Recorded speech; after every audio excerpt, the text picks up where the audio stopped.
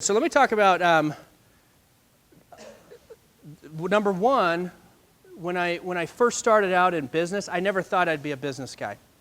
So Scott gave me a really nice introduction here today, but I'm not a business guy. I'm the farthest guy removed from risk if you were to sit down and talk to me. For me, it's just a mathematical formula. It's not really a risk. But as I look back on it, people say, well, yeah, you took all these risks. So to me, there are two things. One is you have to have the due diligence.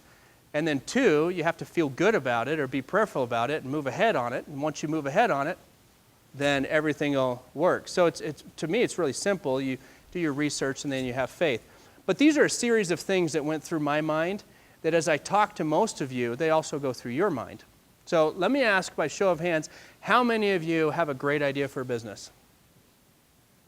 Okay, that's not too bad. How many of you have a decent idea for a business? Okay, how many of you would really love to do a business, but you have no idea what to do quite yet? Okay, that's also very common.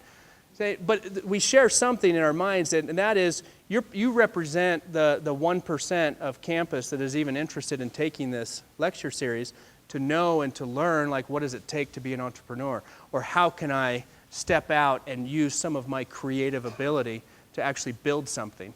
So already I'm going to talk to the group here because if we were sitting in a humanities class or an art class or a history class or a language class somewhere else, I wouldn't share these same things. But because you want to be entrepreneurs at some point or you want to create something or be involved, perhaps you've gone through some of these things. So these are some of the personal things that went through my mind or things that I hear quite often when I ask people, so why don't you move forward?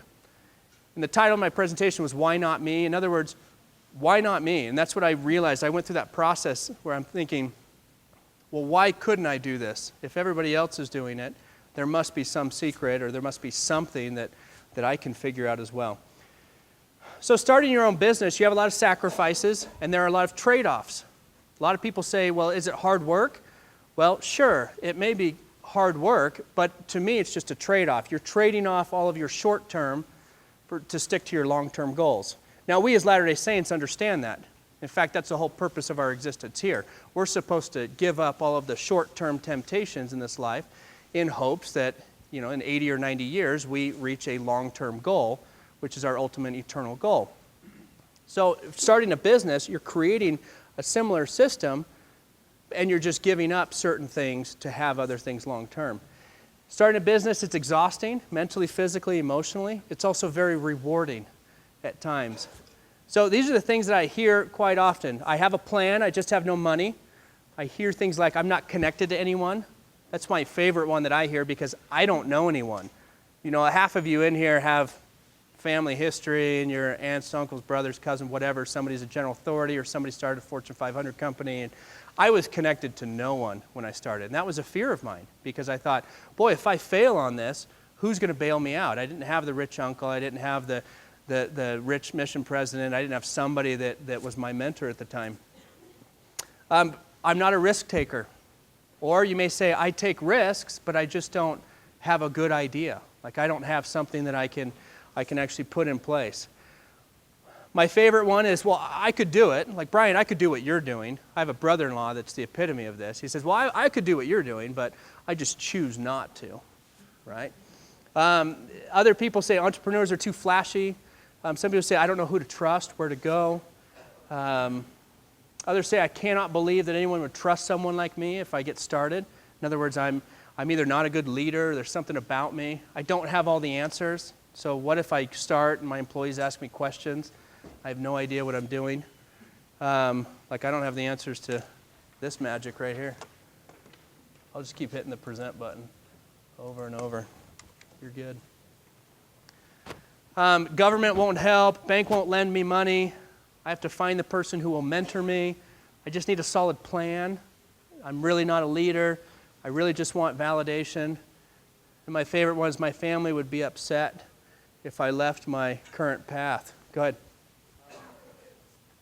Adding to that last one, how do you know when you need to, because obviously going to school, it's a lot of time. Sure. Into that. I'm a mechanical engineer, so it's a lot of work. And I have an idea that I kind of step away from school for a second and focus on it. How do you know when it's the right time to do that? Yeah, so that's a great question. He's asking, when do you know when the right time is?